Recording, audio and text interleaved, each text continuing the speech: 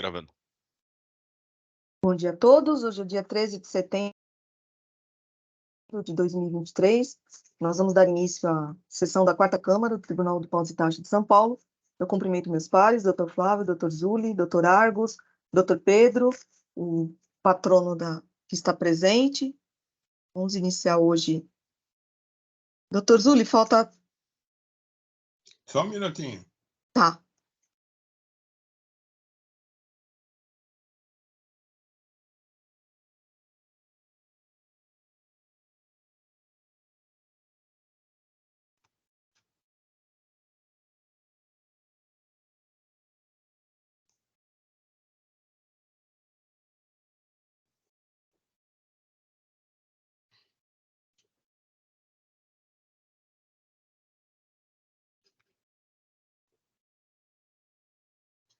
O SharePoint está demorando para abrir e não está abrindo.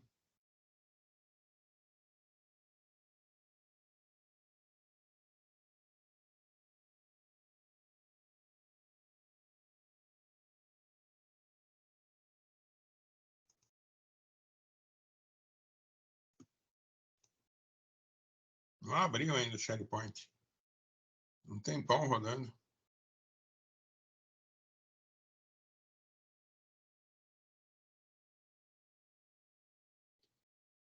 Vou tentar outra vez.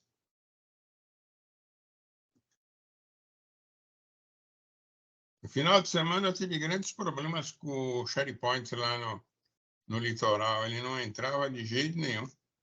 Ele dava erro de certificado na origem. Vocês estão me escutando? Sim. Agora vamos ver se ele vai. Não, não.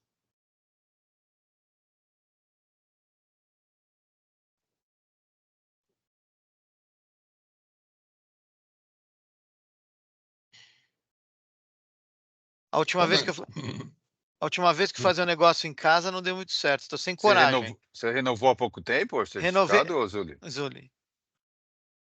Não era o meu certificado. Era o certificado que dava site inseguro. Jailson, você interrompe a gravação, então? É. Melhor. Eu desisti de Ele em está casa. me dando aqui uma mensagem da Fazenda.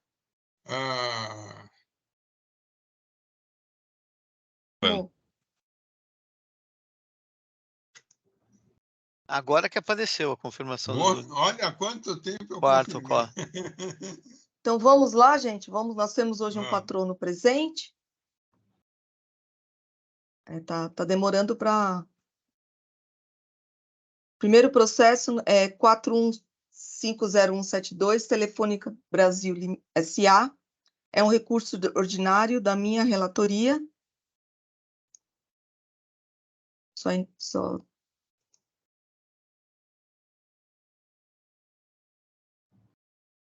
Doutor Rodrigo, o senhor dispensa a leitura do relatório? Dispenso, presidente, sem problema. Por favor, o senhor tem 15 minutos. Ok. Bom dia a todos, presidente, doutor Argos, doutor Zuli, doutor Flávio, doutor Pedro, representação fiscal. Eu vou ser bem breve na minha sustentação, porque esse assunto acho que é conhecido de muitos, já tiveram alguns julgamentos no TIT, acho que vários dos doutores já participaram de alguns desses. Então, tem uma série de pontos de nulidade que eu não vou nem gastar o tempo, eu vou efetivamente para o que importa. É um auto de infração, que ele tem basicamente duas acusações fiscais diferentes, mas apesar de serem acusações diferentes, tratam do mesmo tema. O que é discutido exatamente nesse caso? Nós estamos tratando aqui do ano de 2018, de um auto de infração lavrado sobre serviço de telecomunicação de descagem direta ramal, que é o mais conhecido como linha fixa. A Telefônica ela celebra contratos com grandes clientes, são clientes que precisam de uma grande quantidade de ramais, e formaliza esses contratos da seguinte forma: quanto mais minutos forem consumidos, maior o desconto. Então, vou dar um exemplo hipotético. Se consumirem 1.000 minutos, tem 5% de desconto, 2.000 minutos, 10% de desconto, e assim sucessivamente. Nesses contratos também tem uma cláusula de fidelização, que significa que você tem um período mínimo de manutenção do contrato de 2 anos. Se você, por acaso, rescindir de forma antecipada e motivada esses contratos, você tem uma multa indenizatória, que ela é calculada proporcionalmente ao período de vigência. Então, quanto mais tempo você ficar, menor é a multa. Quanto maior o tempo de rescisão, maior é, consequentemente, a multa. Aquela multa proporcional que ela vai reduzindo durante esse período de 2 anos. Na ótica do fisco, pelo fato de existirem essas duas supostas condições, os descontos concedidos pela Telefônica teriam um caráter condicional e não incondicional, como a gente acredita no presente caso. Basicamente, o que o fisco alega é que essa multa ela teria por objetivo restituir os descontos, o que não é verdade, porque essas multas são calculadas pela Anatel, o regulamento da Anatel, que é uma multa proporcional ao tempo de vigência do contrato. E, da mesma forma, também não tem nenhum tipo de condição o fato de eu ter minutos e por percentuais de descontos, dependendo do consumo dos minutos que são realizados. Nada mais é do que aqueles descontos de bonificação que o próprio STJ já confirmou. Se você tem mais mercadoria vendida, maior o desconto. Aquela famosa promoção que a gente tem no mercado, compre 3 e leve 2. É mais ou menos a mesma ideia, só que a diferença aqui é que nós estamos tratando de prestação de serviço e não de venda de mercadoria. Pois bem, explicada como funciona a dinâmica desses contratos, as duas acusações, a primeira delas, que corresponde a 99,9% da atuação fiscal, é exatamente a natureza desse desconto, se eles têm caráter condicional ou incondicional. E a outra acusação fiscal, que corresponde a menos de 0,5% da acusação fiscal, diz respeito à emissão de notas com valores negativos. Eu vou falar primeiro da parte mais importante e depois a gente passa para essa parte material do auto de infração. Com relação à condição, o termo condição, a gente precisa socorrer ao direito civil, porque isso não está definido na legislação tributária. Então, a gente socorrendo ao artigo 121 do Código Civil, o que é condição para a lei civil? Condição é um negócio jurídico que está atrelado a um evento futuro incerto, ou seja, tem alguma condição posterior à emissão da nota fiscal que pode fazer com que o preço mude. Na dinâmica deste contrato, não tem nenhum tipo de evento futuro incerto. O fato de eu ter essa dinâmica de desconto mensalmente, que é apurada, não faz com que o preço seja alterado posteriormente. Vamos dar um exemplo. O cliente da Telefônica, por exemplo, o Tribunal de Justiça, que é um dos contratos grandes que a Telefônica tem 300 ramais, consumiu 5.000 minutos aquele mês. A Telefônica vai no contrato, antes de emitir a nota fiscal, verifica ali qual o percentual de desconto é aplicável, o que foi pactuado entre as partes, emite a nota fiscal já aplicando esse desconto, ou seja, ele é aparente nota fiscal, ele é expressamente indicado, e emite a nota fiscal sobre o preço efetivamente praticado. Então, na verdade, essa dinâmica dos contratos, ela não tem uma condição, ela é formadora de preço, o que é bem diferente. Então, como não tem um evento futuro incerto atrelado a esse negócio jurídico celebrado entre as partes, sem sombra de dúvida, esse desconto tem caráter incondicional. Para corroborar a nossa argumentação, como a gente está aqui envolvendo 3 esferas diferentes, estamos tratando de direito civil, direito tributário e também direito regulatório, já que um dos pontos que o fisco questiona é justamente essa multa regulatória que é aplicada nesses contratos. Trouxemos aqui nos memoriais da semana passada e também no recurso ordinário que foi interposto, pareceres de 3 importantes nomes de juristas importantes. O primeiro é o Dr. José Tavares Guerreiro da USP, que é civilista. Ele analisou os contratos que foram objeto de questionamento aqui nesse auto de infração e chegou à conclusão de que os descontos são efetivamente incondicionais, já que não está sendo atrelada, o negócio jurídico não está sendo atrelado a nenhum evento futuro incerto. São contratos com cláusulas de aplicação imediata e simultânea, portanto, mensalmente, então, não tendo nenhuma condicionante futura, não há que se falar que esses descontos são condicionais. O segundo parecer é do professor, também da USP, Heleno Taveira Torres, que também analisou os mesmos contratos e chegou à mesma conclusão que, para a ótica do direito tributário, não está presente no elemento condição e os descontos concedidos pela Telefônica nesses contratos está correto em ser excluído da base de cálculo do ICMS. E, por fim, e não menos importante, temos o parceiro do Dr. Floriano de Azevedo Marques, atual ministro do TSE, que analisou a multa regulatória que é aplicada para explicar como ela funciona. E o parecer dele é muito claro nisso, de explicar que essa multa não tem por condão restituir o valor dos descontos. É uma multa aprovada pelo artigo 58 do regulamento da Anatel, e acho que ele tem muita propriedade para falar, porque ele ajudou a escrever esse regulamento. Então, lá ele explica que essa multa ela é proporcional a esse prazo de 2 anos de manutenção do contrato, que ela vai reduzindo com o passar do tempo. Então, ela não tem uma vinculação direta e necessária com os descontos que são concedidos nesse contrato.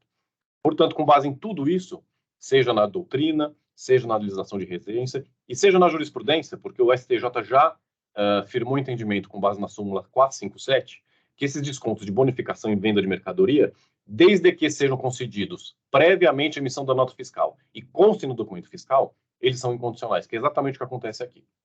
E mencionando a jurisprudência, acho que é importante trazer que já tem diversas autuações no TIT, que estão em várias instâncias diferentes, mas eu trouxe aqui como a título exemplificativo algumas decisões que já foram proferidas pela 6ª e 10ª Câmara, favoráveis, cancelando as autuações fiscais, porque entenderam corretamente a dinâmica desses contratos, a forma com que os descontos são concedidos, e chegaram à mesma conclusão que esses descontos são incondicionais.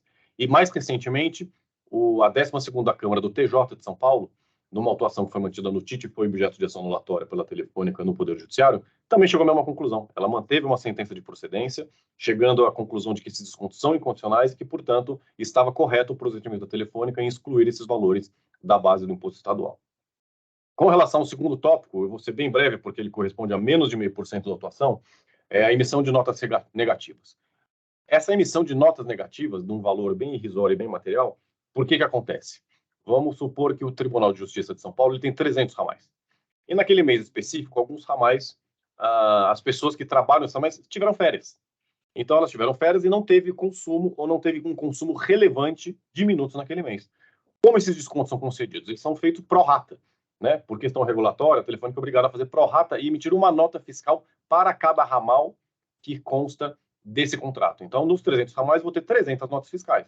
E naquele mês específico, aplicando esse desconto pro rata, como aquele ramal não teve consumo, a nota acabou ficando negativa. Então, apesar de ter ficado negativa, fato é que é o desconto previsto em contrato, então o pano de fundo é exatamente o mesmo do que o item de maior relevância, que é com relação aos descontos condicionais. Então, são acusações fiscais distintas, mas com pano de fundo e defesa de igual valor.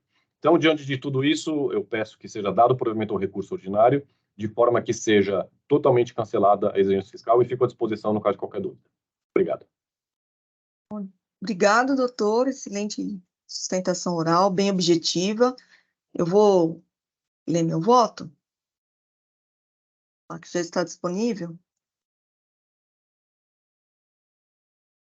Trata-se de decisão de primeira instância que manteve auto de infração sob o fundamento de falta de pagamento do ICMS por ter emitido notas fiscais com valores de imposto destacados negativos, reduzindo os totais de débitos do imposto lançado no livro registro de saídas e declarados em guias de informação e apuração do ICMS, é o item 1. E falta de pagamento do ICMS por ter emitido notas fiscais contendo itens e descontos condicionais, os quais apresentavam os valores negativos, inclusive de imposto, reduzindo a base de cálculo e os totais de débito do imposto destacados nos documentos fiscais e os lançados no livro registro de saídas, por meio de escrituração fiscal digital, que é o item 2. Em seu recurso em preliminar, a recorrente sustenta a existência de duas nulidades. Nulidade do auto de infração, pois eivado da descrição clara, precisa e minuciosa dos elementos de fato que embasaram a autuação, o que seria cerceado o direito de defesa da recorrente, bem como teria violado os princípios constitucionais do devido processo legal, do contraditório e da ampla defesa. E nulidade da decisão de primeira instância, tendo em vista que, além das premissas equivocadas, não foram analisadas todas as provas produzidas, notadamente os pareceres acostados, os quais fundamentam o procedimento adotado. Relativamente à nulidade da autoinfração, contrariamente ao alegado pela recorrente, o relato da infração contém uma descrição precisa dos fatos que ensejaram a atuação e das circunstâncias em que ocorreram. A qualificação desses fatos, assim como a infringência à legislação tributária, restou bem definidas, não somente pela narrativa que consta do relato da infração e pela indicação dos dispositivos infringidos, mas também pela detalhada descrição dos trabalhos fiscais que precederam a autuação, conforme constou do termo circunstanciado. Dessa forma, o lançamento foi efetuado em estrita observância ao artigo 142 do CTN, preenchendo todos os requisitos nele elencados: identificação do sujeito passivo, determinação da matéria tributável, cálculo do montante do tributo devido e correta aplicação da penalidade cabível. Vale dizer, a alegação de nulidade do auto de infração deve ser afastada. Já no tocante à nulidade da decisão recorrida, entendo que o pedido da recorrente deve ser acolhido, pois, de fato, o julgador de primeira instância não fez qualquer referência à análise dos documentos juntados à defesa, notadamente os pareceres, que, segundo o alegado, fundamentam o caráter incondicional dos descontos concedidos, o que pode alterar o entendimento e ensejar o cancelamento da auto-infração. Assim, a manifestação expressa e específica sobre todas as provas e documentos juntados se faz necessária, de forma que a recorrente possa, se for o caso, fundamentar adequadamente suas razões recursais, afastando assim qualquer alegação de cerceamento de defesa ou contraditório. Ante o exposto, voto pelo conhecimento e provimento do recurso ordinário para acolher a alegação de nulidade da decisão, devendo os autos retornarem à primeira instância para que nova seja proferida, de forma que o julgador aprecie expressa e detalhadamente todas as provas e documentos apresentados juntamente à defesa. É o meu voto que eu submeto aos meus pares. Então, como alegado, né, tem muita prova juntada em defesa que a decisão de primeira instância não se manifestou e tem o pedido expresso de nulidade. E essas provas, elas fundamentam o principal argumento, né, que é o do desconto. Então, por essa razão, eu entendo que o julgador de primeira instância ele tem que se manifestar, ainda que contrariamente, inclusive para a recorrente poder apresentar adequadamente suas razões de recurso. É assim que eu voto. E vocês se manifestam? Doutor Argos, doutor Flávio, doutor Zuli, e doutor Zuli caiu. Eu ia dizer que eu acompanho. Presidente, ainda que em tese a contragosto, né, porque, como eu sempre digo, nunca é bom, né, a gente se deparar com uma decisão precária, pelo menos nos seus fundamentos, ou quanto à análise dos documentos trazidos, mas é muito pior manter uma decisão dessa e prosseguir sob pena aí de manifesta nulidade. Portanto, eu acompanho sem qualquer ressalva. Jailson, você consegue verificar o que aconteceu com o Zuli? Ele caiu de novo. Eu não, enquanto o Zuli se conecta, eu não pretendo vaticinar absolutamente nada, mas seria, talvez, eu não sei nem qual seria a sistemática interna, mas talvez orientar, né, os jogadores de primeiro grau no sentido de, puxa, se manifeste sobre os documentos juntados, ainda que de maneira sintética, ainda que de maneira franciscana, para evitar esse tipo de problema, né? Porque uma coisa é você se manifestar, ainda que de maneira muito sucinta, né? Isso pode levar a uma crítica por parte do contribuinte ou não, mas seguindo a própria orientação do STJ, de que o julgador não precisa se manifestar sobre todos os pontos levantados na defesa, mas uma coisa é se manifestar sobre a argumentação trazida na defesa. A outra, eu acho que o principal é a prova, né? Eu acho que o principal é prova e documento, ele tem que se manifestar.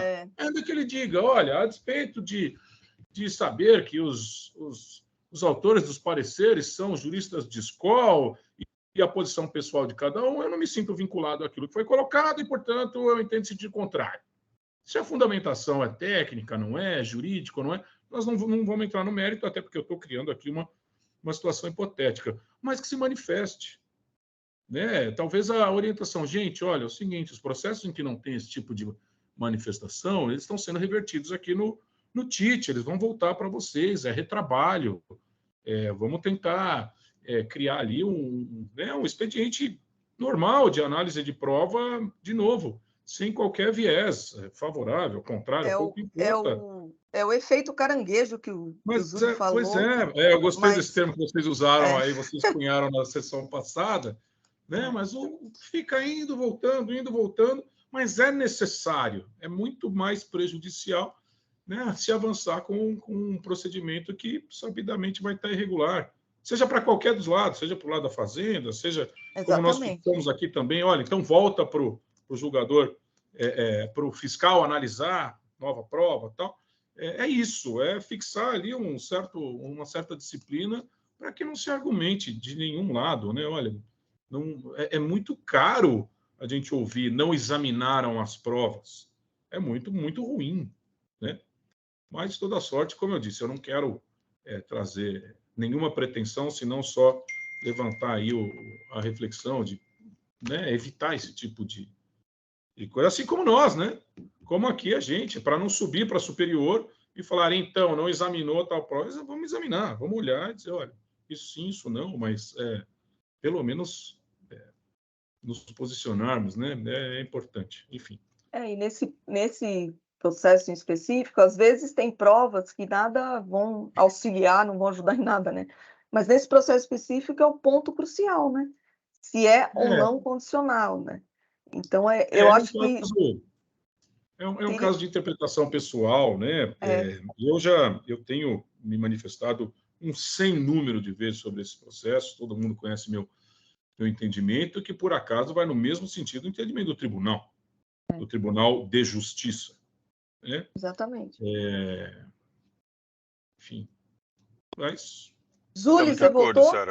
Senhora presidente, estamos de acordo. Voltei. Tá. E aí, Zuli, você conseguiu ouvir meu voto? Consegui, eu já tinha lido, tá? A única coisa que eu fiquei, na verdade, gozar da minha câmera desapareceu.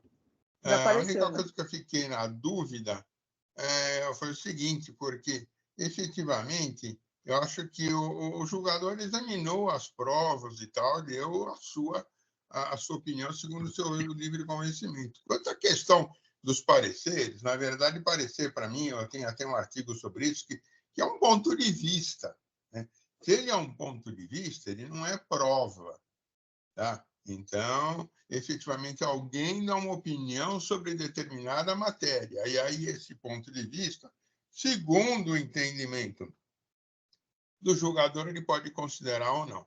Mas, sem dúvida nenhuma, eu vejo que o fato de se converter em diligência em anulação da primeira instância, efetivamente é sempre uma garantia de que se tenha examinado tudo e que não se esteja efetivamente ocasionando aí um cerceamento de defesa.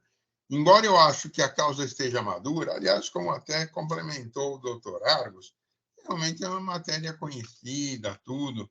Então, eu acho que efetivamente a causa é madura até para se julgar. Mas eu vou lhe acompanhar partindo desse princípio de que, efetivamente, uma anulação poderá não permitir um cerceamento de defesa. Então, para que se analise tudo e que o julgador coloque, olha, efetivamente, eu desconsidero o parecer, olha, eu não concordo, mas é um ponto de vista, eu não posso fugir efetivamente desse fato de que parecer é parecer. Isso não é nem um laudo técnico, porque um laudo técnico ele vai à raiz do problema, é um parecer, é um entendimento de terceiro. Tá? E quanto às provas, realmente, se quem abre o processo tem um mundo de provas trazidas pelo fisco. Tá? E aqui eu tenho o reverso da moeda, que é o contribuinte esclarecendo os fatos, né? Aquilo que aconteceu em relação ao quanto foi apurado pelo fisco. Eu vou lhe acompanhar, tá? Dentro do meu posicionamento, de que realmente sempre é melhor aquilo que é seguro, eu vou lhe acompanhar.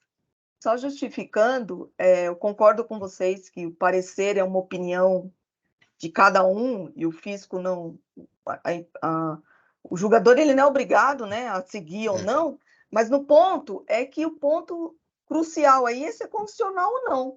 E nisso aí ele não enfrentou. Eu acho que é o ponto da discussão. Né? Então, vamos supor, se a gente mantém hoje o auto de infração, a parte, né, a recorrente, ela pode ir no tribunal e falar, não, mas não foi apreciado um ponto crucial que iria mudar totalmente o julgamento. Então, por isso que eu acho que, nesse caso específico, o julgador de primeira instância, ele tem, sim, que se manifestar sobre os pareceres, até para falar, não, eu discordo, não é condicional, não, eu concordo, é condicional, é incondicional, então eu acho que é por aí que eu estou votando pela nulidade, que eu acho que tem que ter a manifestação, porque é o argumento principal do recurso. Né? Então, por conta disso. Bom? Ok, eu estou lhe acompanhando.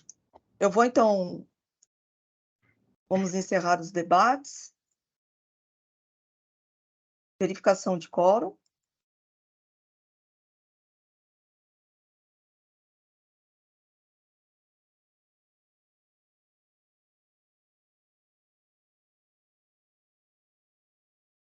Iniciar a votação.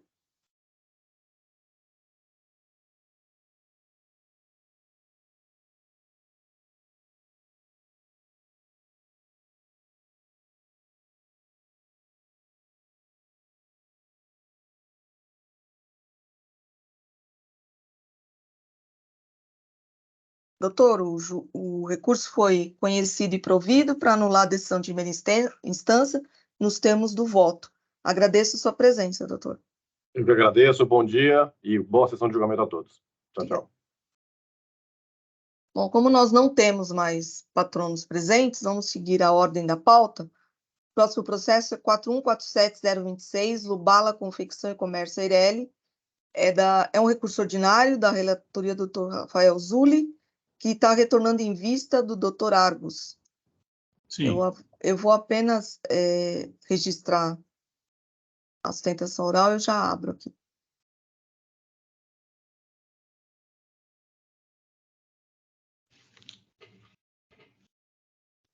Em tese, hoje não teria sustentação oral, né? Porque ela não, hoje não. Eu só estou registrando. Só registrar. Doutor Argos? Isso.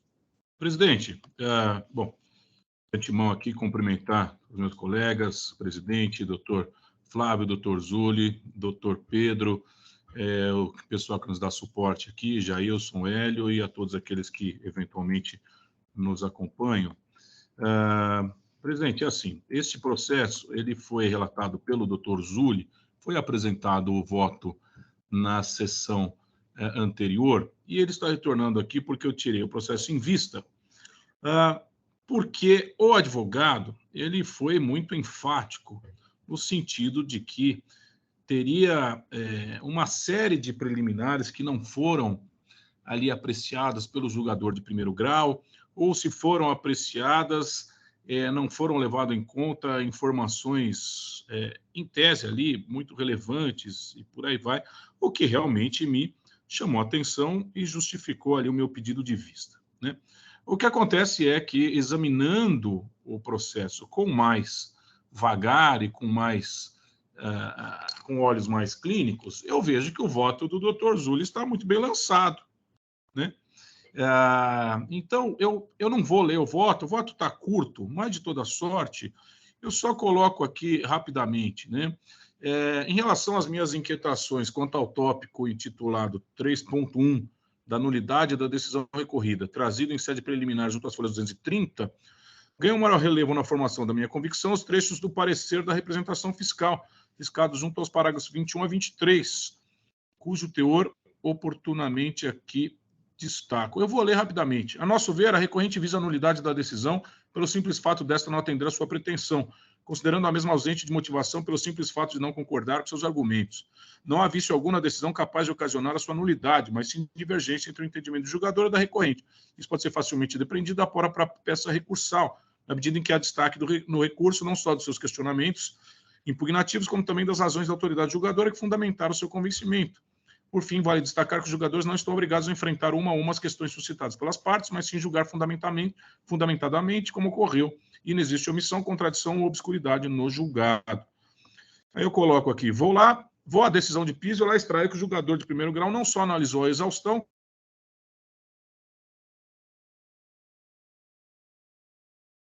depois eu coloco, o mesmo se dá em relações preliminares suscitadas junto aos subitens 3.2 e 3.3, seja acerca da suposta precariedade do PCN, seja a respeito dos procedimentos verificados junto ao OSF número tal. Com relação ao PCN, eu coloco aqui também uma observação da representação fiscal, situada no item 26 do seu parecer, que diz o seguinte, o finalzinho só, em que pese a publicação sobre o enquadramento da inscrição estadual como nula da fornecedora, transcorrido o prazo, sequer apresentou recurso contra os fatos apurados no PCN. Só isso, para mim, já faz com que aquilo que foi dito no PCN, qualquer manifestação a respeito já tenha precluído. A própria parte interessada não se manifestou, não contraditou o PCN, então não vai ser aqui a autuada, que na verdade era adquirente dos produtos da empresa tida ali por nula a sua inscrição, através do PCN, que vai contraditar o PCN. Uma coisa é dizer, olha, o PCN, está faltando o PCN, não tem a parte assim, assado. A outra é, olha, porque o PCN disse isso, o PCN disse aquilo, não é assim, é assado e tal. Eu entendo que, a despeito do esforço, reconhecido esforço do patrono, ali os argumentos não passaram da retórica, né? Com relação aqui à terceira preliminar, no item 3.3 da peça recursal, entendo pelo acerto das razões trazidas pelo julgador monocrático, parágrafo 13 da decisão de folhas 214. Então, está aqui. Além disso, a autuada não demonstrou o prejuízo decorrente do lapso temporal entre a emissão e a entrega da OSF, pelo que deve ser rejeitada sua alegação de ofensa aos princípios da legalidade, razoabilidade e eficiência. Então, no final, se alegou que entre a expedição da OSF e a entrega para o contribuinte passou mais de um ano. É estranho, só que quando você vai analisar o processo, tivemos ali o decreto em função da pandemia, onde tudo estava suspenso e é evidente que demorou esse prazo, amparado, inclusive, por disciplina do próprio governador do Estado. Né? Então, não foi o caso dele. Todos os casos ficaram parados, as pessoas ficaram impedidas de sair às ruas. Portanto, seria estranho não fosse nesse contexto. Né? Então, não há qualquer lesão ao direito ao contraditório. No final, eu cito, com relação ao mérito, observações do Dr. Zulli, que diz o seguinte: analisando os autos, a recorrente não trouxe quaisquer documentos que demonstrassem que, no período autuado, o contribuinte fornecedor estava habilitado no momento das operações. Ainda, analisando os autos, não observo prova das tratativas comerciais entre a autuado e a empresa declarada inidônea. Isso é o Dr. Zulli. No que respeita ao pagamento, ele coloca ainda: não observo dos autos, tem a recorrente apresentado a referida prova para corroborar do seu argumento de boa-fé. Vale dizer, no mérito ele alega boa-fé, mas não junta absolutamente nada. Né? Portanto, eu vou acompanhar o Dr. Zulli integralmente quanto ao conhecimento do recurso e dado parcial provimento apenas quanto à Selic. Então, aquilo que parecia uma dúvida e muito relevante trazida pelo patrono em sede de sustentação oral, visto ali é o que eu constatei. Então, acompanho o Dr. Zulli. Ok. Dr. Zulli, falta o doutor registrar o voto para a gente poder votar.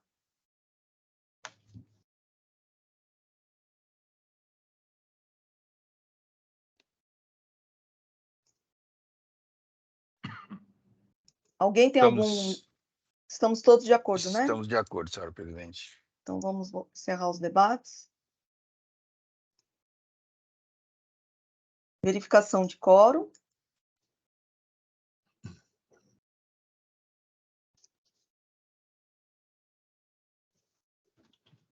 Iniciar a votação.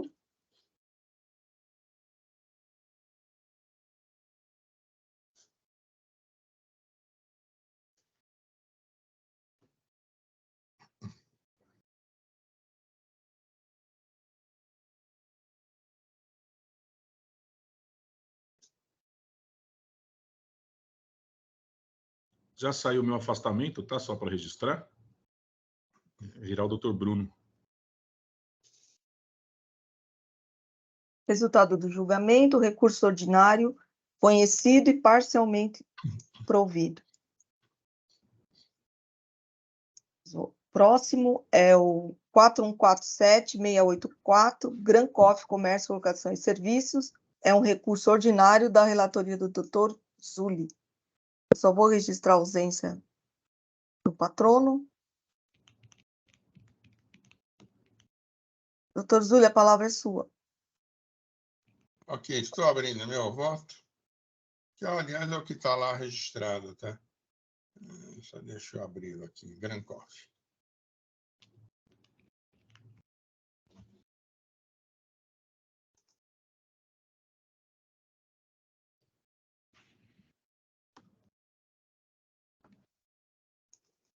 Está abrindo? Vamos lá. Demorando.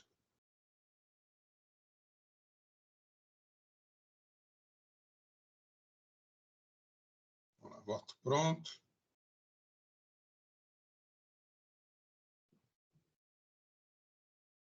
Trinta e 31/1, está errado. Peraí, eu estou errado aqui, só um minutinho.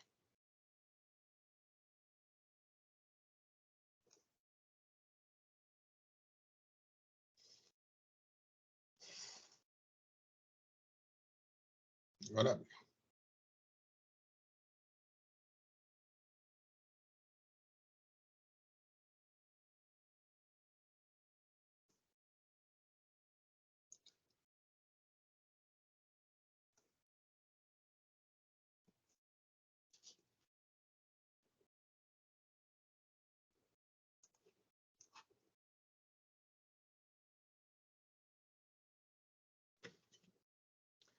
Então, vocês me escutam? Então, eu vou começar assim, olha, itens 1, 2 e 6 liquidados, extinto o respectivo crédito tributário.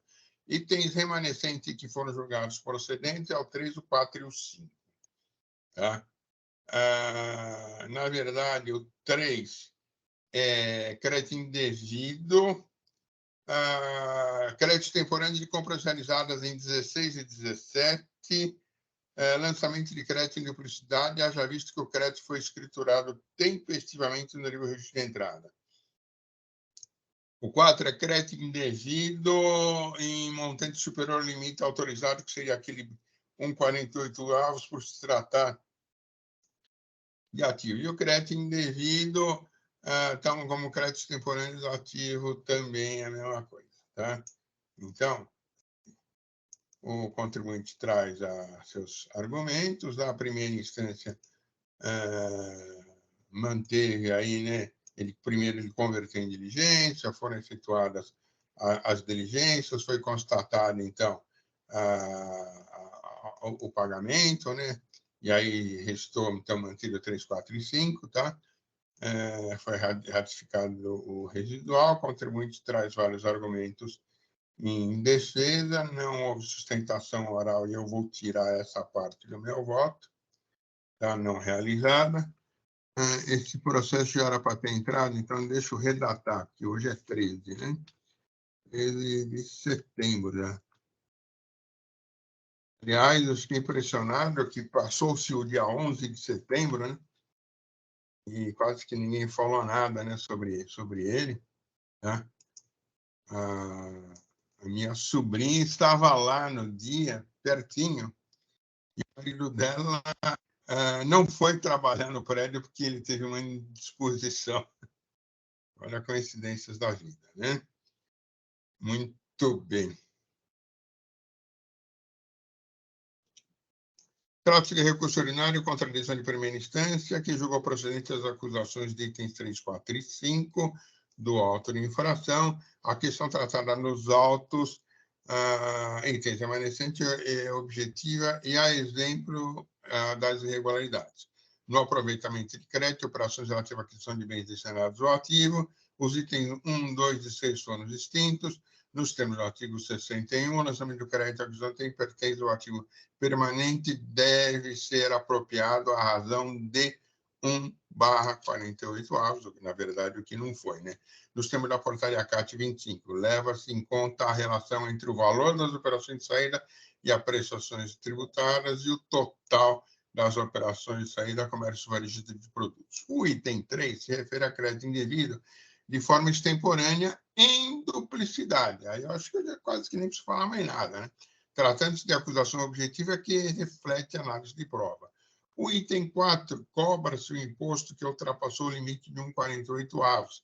É só esse que ultrapassou, que ele está sendo exigido aí, o que ultrapassou 1,48 avos. O contribuinte geralmente registra as entradas pelo crédito integral e realiza o estorno na GIA, o que não foi efetuado. Ainda cabe examinar o relatório substanciado, foram as 10, onde o auditor analisou as duas situações.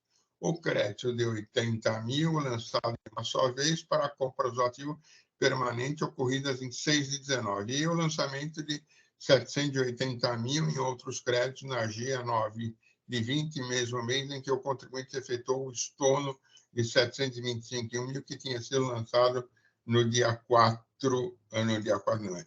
É no mês 4 de 2020. Tá? Só deixa eu voltar aqui.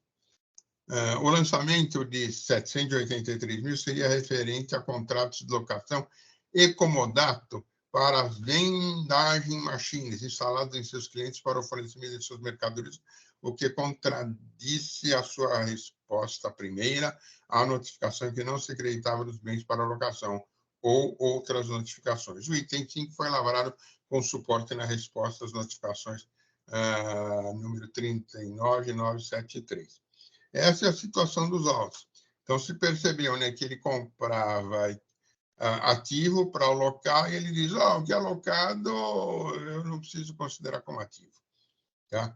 Fica, portanto, pela simples leitura das acusações e exame das provas, clara a irregularidade, a seu turno, a interessada em sua peça recursal apenas disse que consistiria no estudo dos créditos relativos a tais itens dentro do prazo de espontaneidade. Porém, a razão não lhe assiste, pois não adianta apontar valores aleatórios no Heitmans ou na GIAS e simplesmente enunciar que equivalem à soma do estorno cobrado pela fiscalização, sem demonstrar, via prova inequívoca, a ocorrência de tais estornos. Veja-se dos autos que nenhuma memória de cálculo foi apresentada. Veja-se que vem esclarecer o auditor que, conforme folha 378, afirmou que na resposta da notificação número tal, a recorrente informou que os bens mercadorias não referiam-se a ativo e, por isso, procedeu o estorno em novembro. O documento data de 1/12/21, motivo pelo qual a FR apresentou que o estorno ocorreu em novembro de 21 para o crédito extemporâneo relativo, conforme se tornou a ilustríssima, aliás, a doutora Maria Cláudia Silveira, da RF. E, não obstante os argumentos da interessada, a compulsão dos autos observa que tal estorno não foi identificado e ou demonstrado. Ainda examinando o demonstrativo 3, ele registra que os CFOPs das notas fiscais lançadas como créditos em 16 e 17 representam operações de compra e venda e não entrada de ativo. Assim, não existe razão para o estorno, já que a autuada aduz em defesa sobre a 379 que não se trata de bens de ativo imobilizado. Ainda no que diz respeito ao item 4, a GIA-EFD colecionada não possui qualquer indício de estorno, se refere a creche de julho de 19, também não compõe os autos memória de cálculo de tal registro. Frise-se ainda que a norma não permite escrituração de crédito integral do imposto do ativo imobilizado para seu posterior estorno. No que se refere ao item 5, que é o de creditou-se em 9/20 como crédito temporâneo de ativo permanente, em relação a este item, interessado argumenta que as vendas em machines para locação fariam jus ao crédito do ICMS, porque estão atreladas às mercadorias comercializadas por elas. Engana-se, porém, a recorrente, tratando-se de conclusão errônea sem fundamento. Com efeito, a sua atividade é a de locação, ou seja, independe daquela de comercialização, que no caso é a tributada pelo ISS. Portanto, não há como aceitar o crédito por atividade de prestação de serviço fora do campo do ICMS.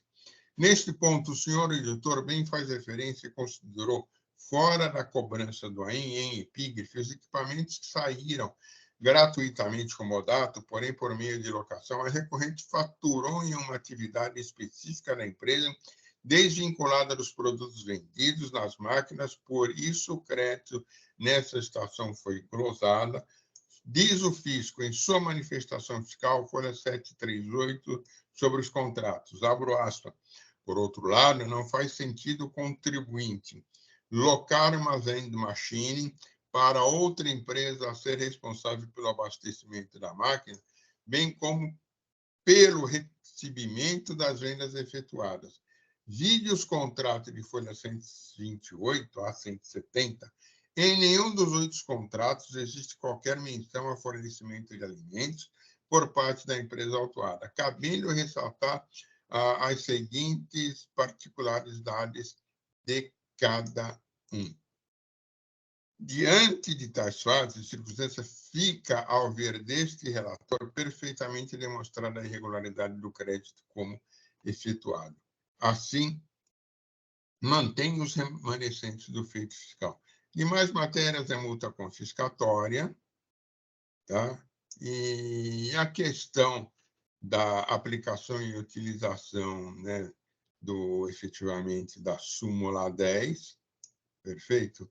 Só que, efetivamente, tendo em vista as datas, né, ou seja, períodos anteriores a 1/11/17, não é o caso dos autos, então eu estou simplesmente negando o provimento ao recurso ordinário e não há o que se falar 13, não há o que se falar em súmula 10. Nobres pares, não tem muita coisa que se extrair daqui, é assim que eu voto. Eu vi, não tem nada mesmo. Eu te acompanho, Zuli. Alguém tem alguma observação? Estou Estamos de acordo. registrando, hein?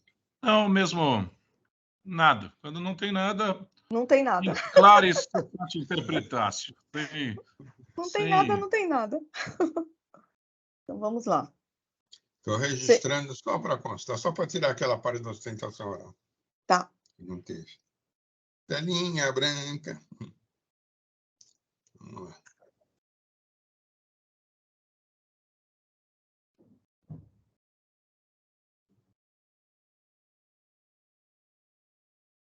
Bora lá.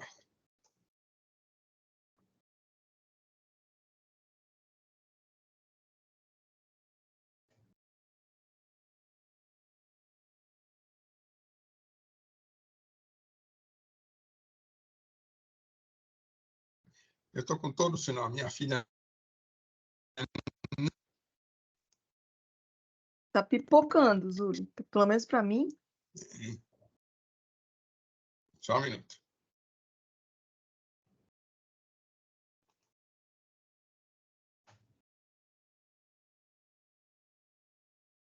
Olha que engraçado.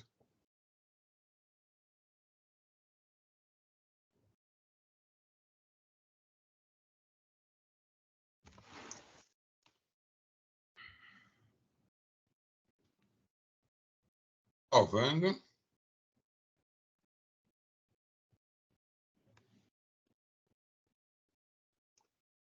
Alimenta.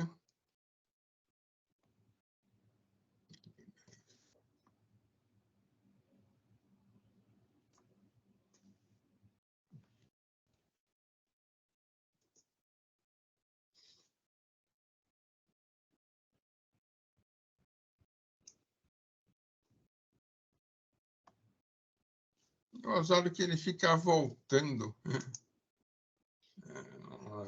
Não há antecedentes.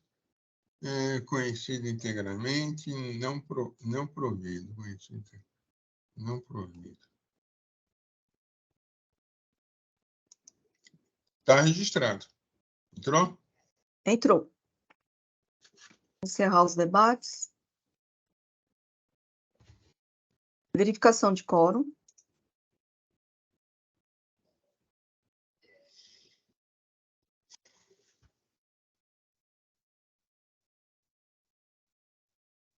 Iniciar a votação.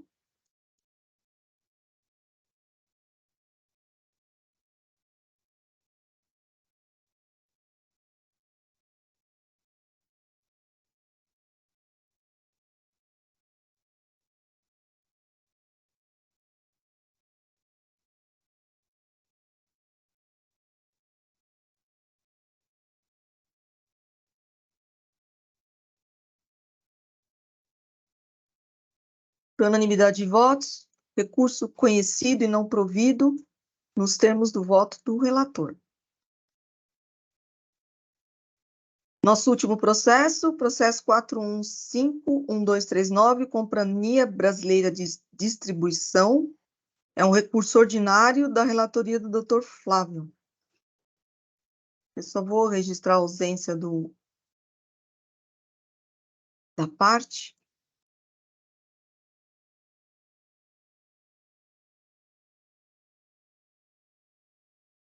Já está aberto, doutor Flávio. Palavra é sua. Está fechado o microfone. Eu vou colocar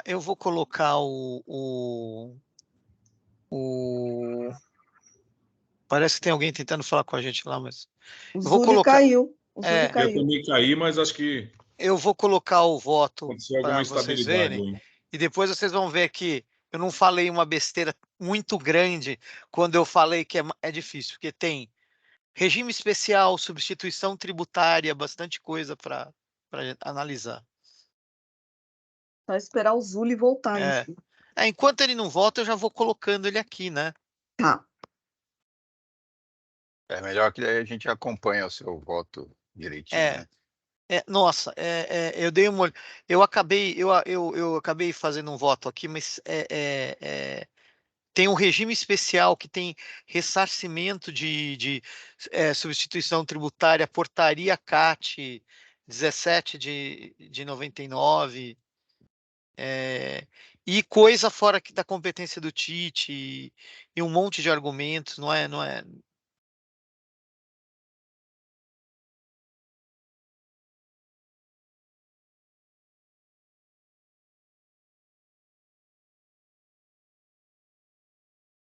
Doutor Flávio, acho que vai ter que arrumar uma salinha aí pro doutor Zuli, viu? Falar para ele vir fazer a sessão aqui, que é mais Ele vai garantido. ficar, ele vai ficar chateado, porque ele gosta de informática. No começo ele dava umas dicas e tal.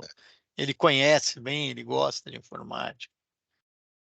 Eu não tenho vergonha de falar, não. Eu tenho dificuldade. Não sei bem informática, não.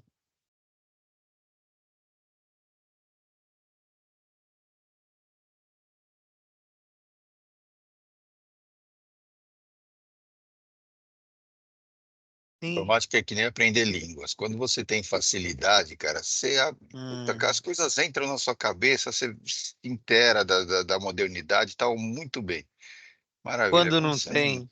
É que nem línguas. Eu, por exemplo, agradeço todos os dias da minha vida por estar numa profissão que não precisa saber inglês, viu? Porque eu não gosto, nunca aprendi como deveria. É isso aí. Eu não sei. Eu sei que eu tô apanhando da informática desde o começo da pandemia. Tô apanhando aqui.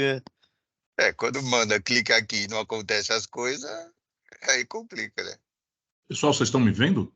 Sim. Estão te vendo, tá normal. Você deu uma apagada, mas voltou agora. Ah, Acho que entrou lá o voto. Esse eu vou ler, para quem está Não, lendo entender a acusação. mas espera o Zuli aí, aguenta as pontas. Vou esperar.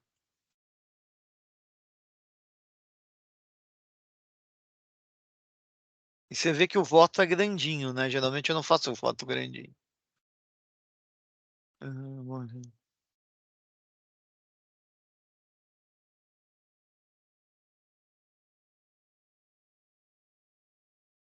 Apesar que hoje não tem nenhum patrono da CBD, né? Sempre tem?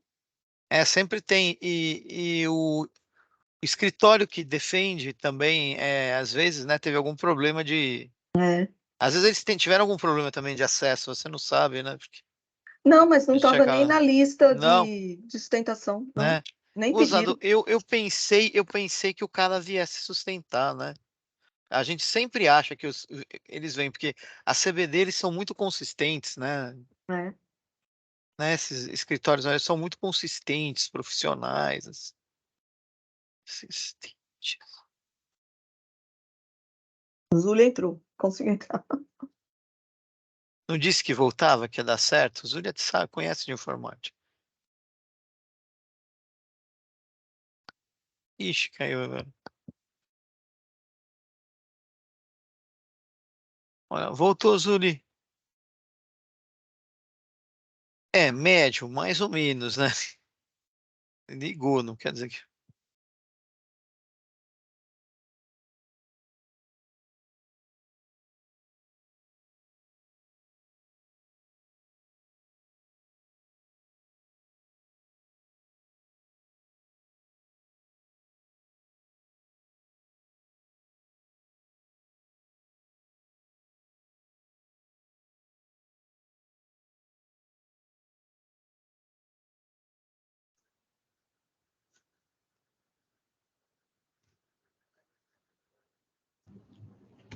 estamos vendo o Zuli, mas não ouvindo. Estamos te ouvindo, hein, Zuli? Fala alguma coisa aí.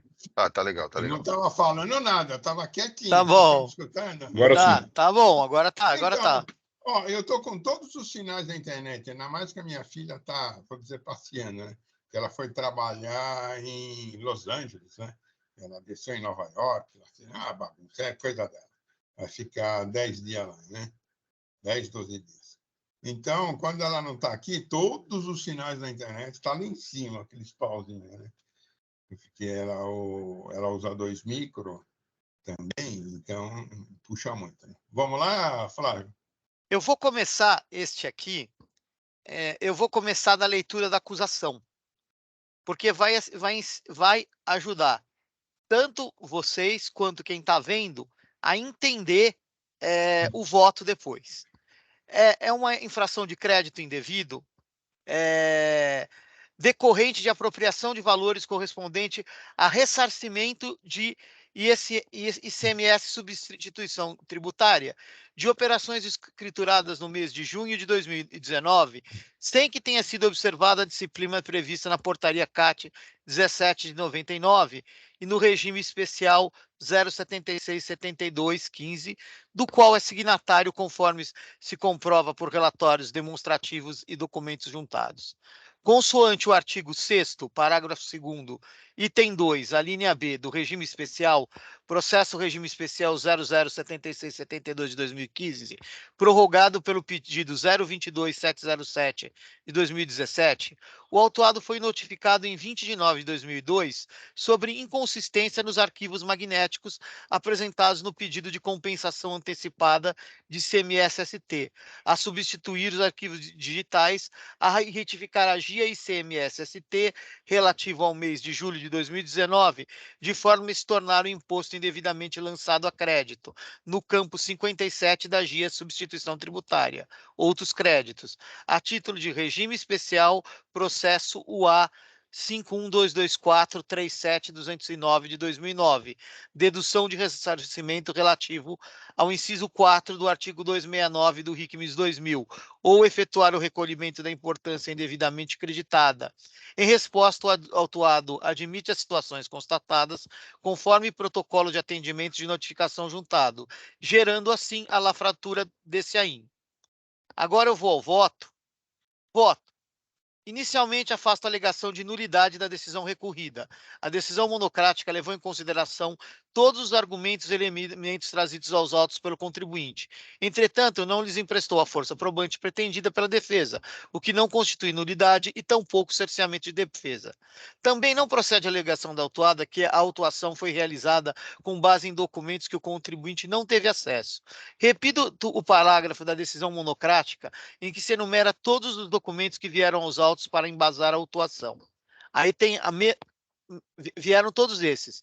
Instruem os autos os seguintes documentos: relatório circunstanciado, relatório da análise de arquivos digitais, pedido 7, anexo 1, itens não constam do estoque inicial informado, junho de 19, anexo 1A, relatório de saldos finais calculados, maio 19, anexo 2, itens que não constam do saldo dos finais calculados, demonstrativo 3, inventário FD, em 12 de 2018, anexo 5, saldo final calculado 31 de 12 de 18, anexo 6, confronto dos saldos em quantidades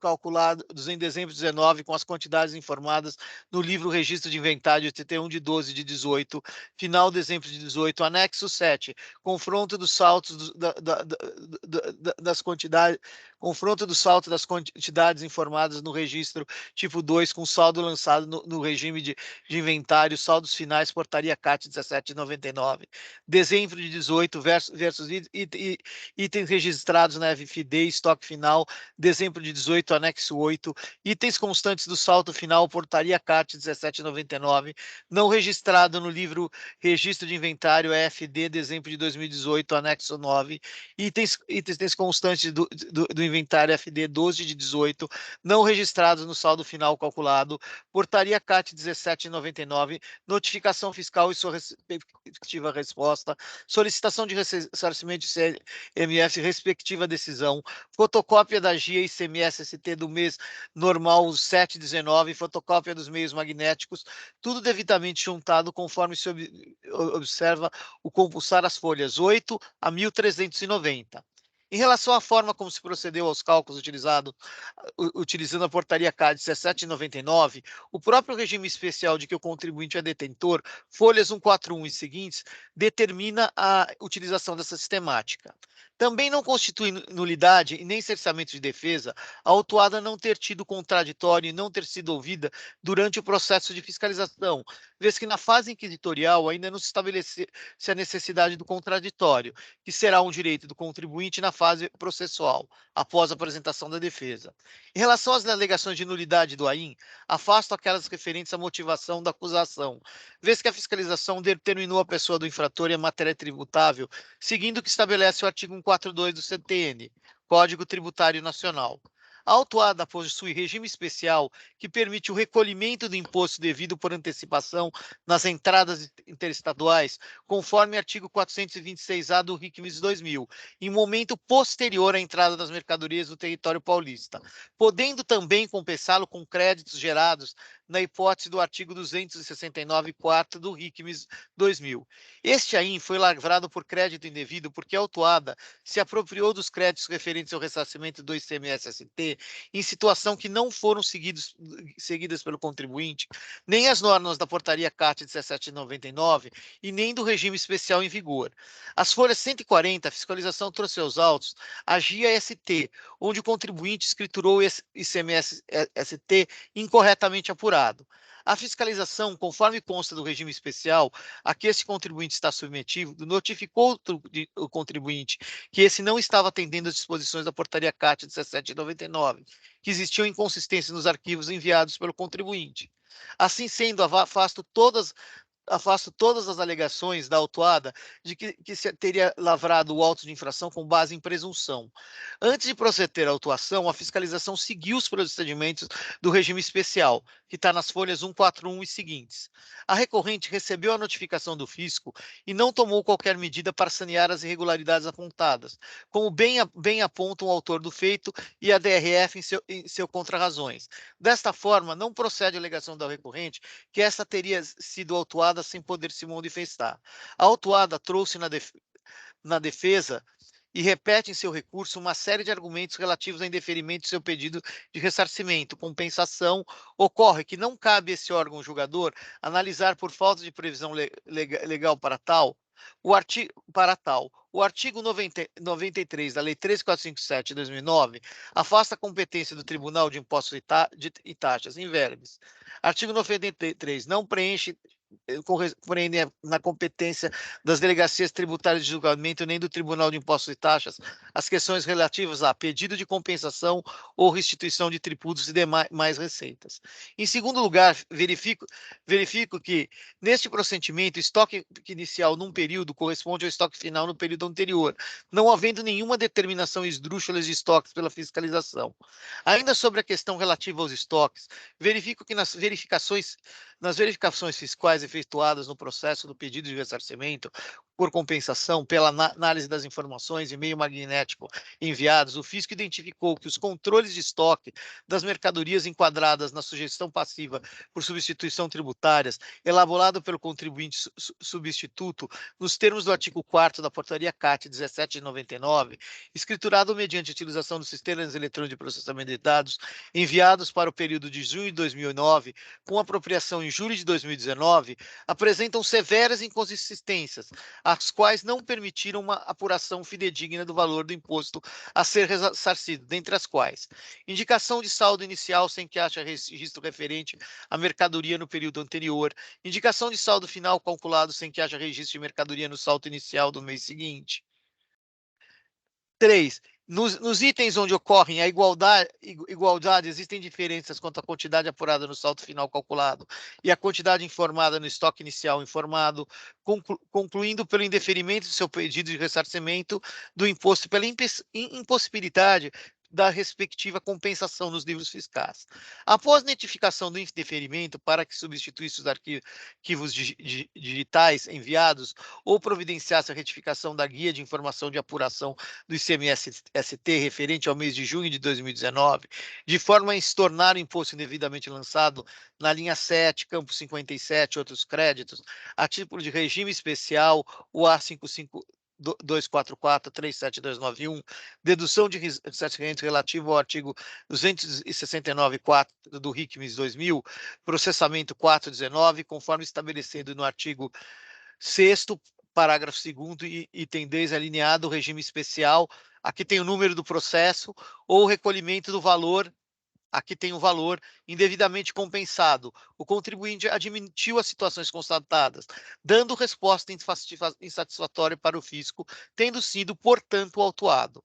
Em que pese o argumento trazido pelo autuado em seu recurso, o fisco considerou todos os lançamentos efetuados a título de estoque de mercadorias sujeitas à substituição tributária descritos pelo próprio contribuinte em seu controle de estoque, entregue no arquivo digital em seu registro de inventário. Uma vez analisadas tais informações fornecidas pelo próprio contribuinte, o fisco constatou divergência entre as quantidades encontradas no estoque em 31 de 2 de 2018, informado no arquivo digital entregue para fins de ressarcimento, e o constante no livro Registro de Inventário da autuada na mesma data. Também encontrou inconsistências entre o saldo remanescente do estoque em maio de 2019 e o estoque inicial em junho de 2019, ambos informados em arquivo digital pelo próprio contribuinte. Tais estoques deveriam ser idênticos, tendo em vista tratar-se de controle permanente de estoque, disciplinado pelo artigo 3º da Portaria CAT 17 de 99. Como bem consta da decisão monocrática, o fisco considerou todos os lançamentos feitos a título de estoque de mercadorias sujeitas a substituição tributárias descritas pelo próprio contribuinte em seu controle de estoques, entregue no arquivo digital em seu registro de inventário. Uma vez analisadas tais informações fornecidas pelo próprio contribuinte, o fisco constatou divergência entre as quantidades encontradas no estoque, informando no arquivo digital entregue para fins de ressarcimento, e o constante no livro Registro de Inventário da autuada, na mesma data. Também encontrou inconsistências entre o saldo remanescente do estoque em maio de 2019 e o estoque inicial em junho de 2019, ambos informados em arquivo digital pelo próprio contribuinte. Tais estoques deveriam ser entregues tendo em vista a tratar-se de controle permanente de estoque, disciplinado pelo artigo 3º da Portaria CAT 17 de 99. Grifo nosso, eu que grifei, não é da decisão o grifo. O argumento de que ocorreram itens de mercadorias que não tiveram movimentação, não alterando na ótica defensiva o crédito pleiteado, não pode ser acatado.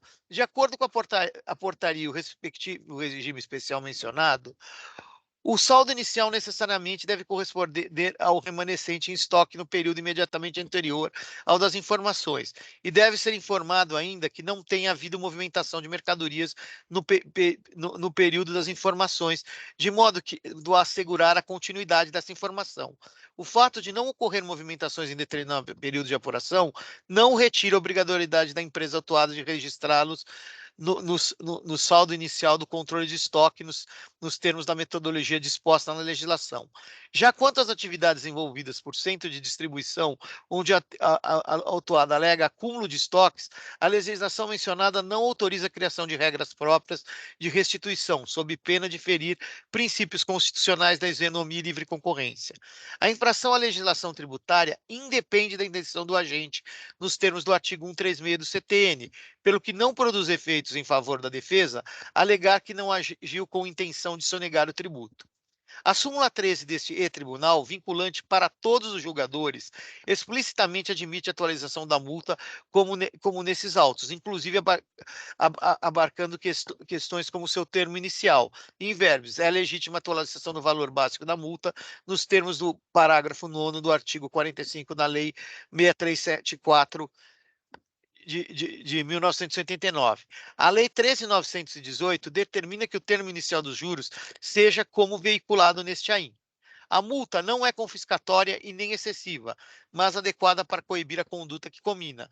Mesmo que assim não fosse, não pode o julgador na esfera administrativa negar vigência à multa prescrita em lei com base em princípios constitucionais, em especial após a vigência da Lei 13.457 de 2009. A infração de crédito indevido implica na apuração em falta de pagamento de imposto. Portanto, não está presente nos pressupostos objetivos de aplicação do artigo 527-A do RICMS 2000. Não vejo necessidade de da diligência proposta pelo contribuinte, vez que com os elementos contidos nesses autos, formei minha convicção. É assim que eu voto.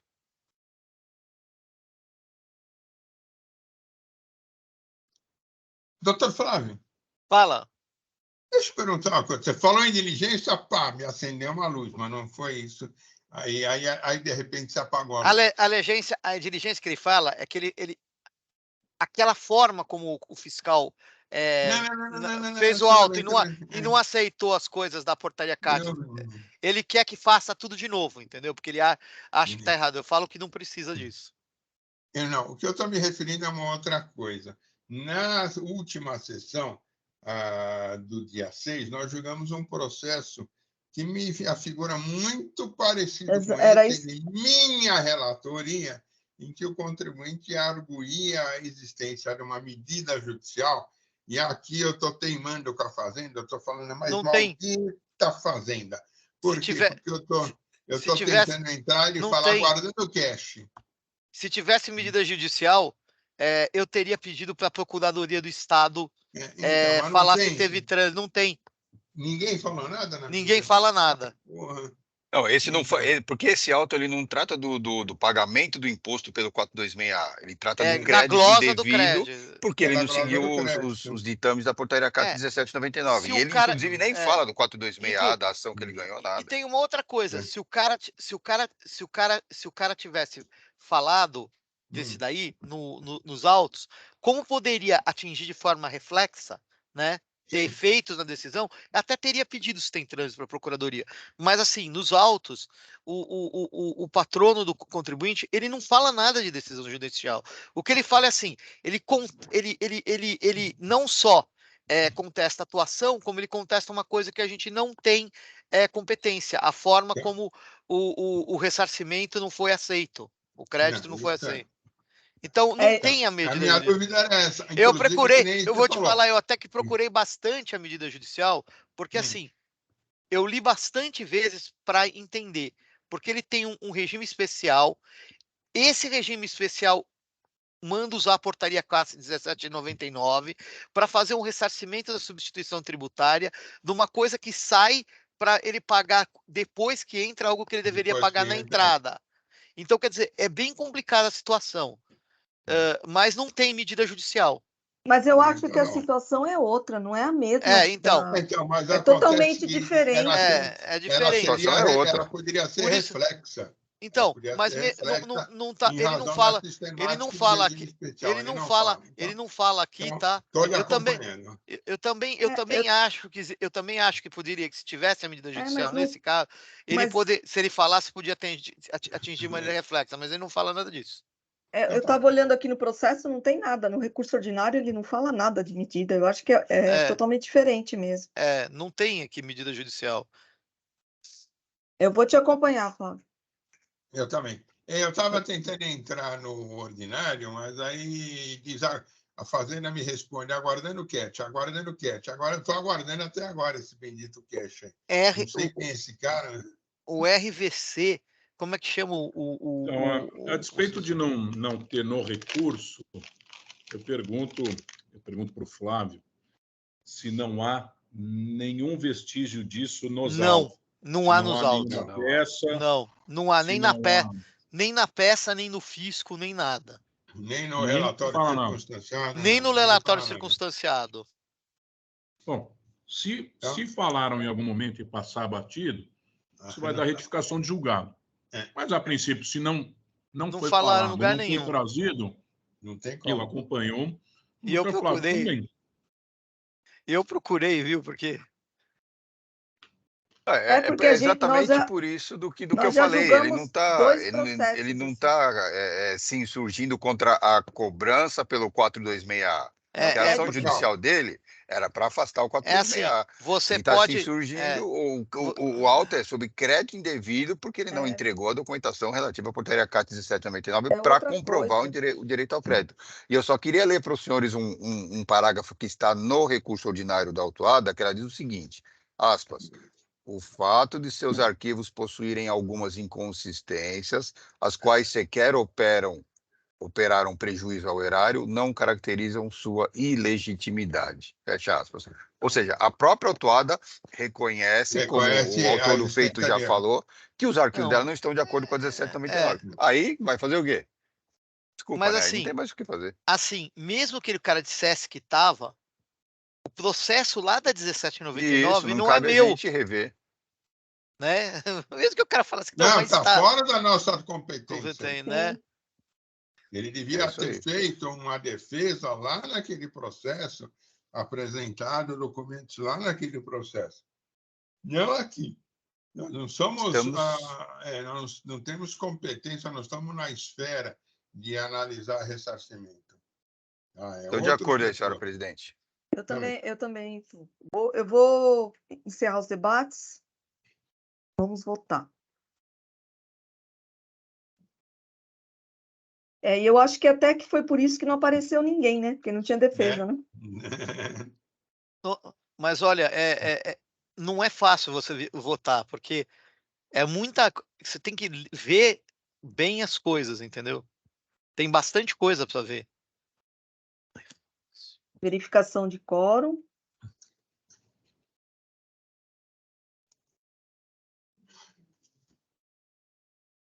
Iniciar a votação.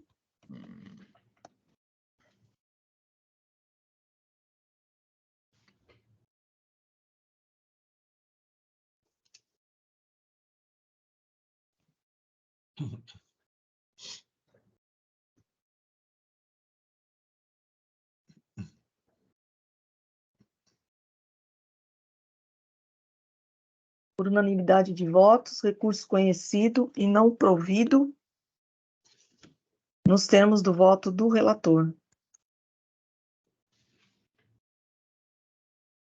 E assim nós encerramos a sessão do dia 13 de setembro